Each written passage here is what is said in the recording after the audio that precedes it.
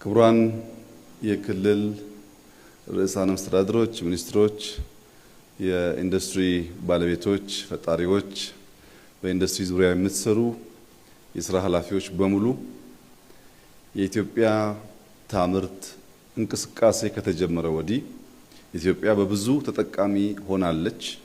በዚህ ዓመት ብቻ ወደ 1.9 ቢሊዮን ዶላር ገደማ ከዚህ ቀደም ከውጭ እናስገባ የነበሩ ምርቶች በሀገር ውስጥ ማምረት እና ያን የውጭ ምንዛሪ ማስቀረት ችለናል። ይሄ በጣም ትልቅ ተስፋ ሰጪ እርምጃ ነው። ኢንዱስትሪ ለኢትዮጵያ እድገት፣ ለኢትዮጵያ ብልጽግና በእጅጉ ወሳኝ የሆነ ሴክተር ነው።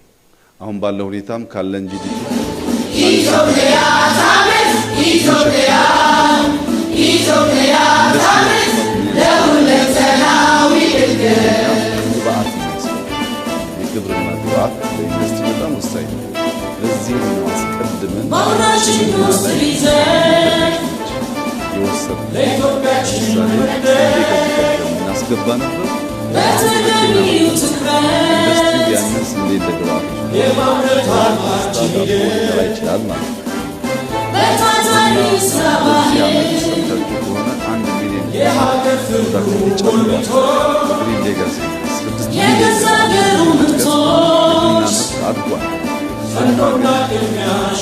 በዓለም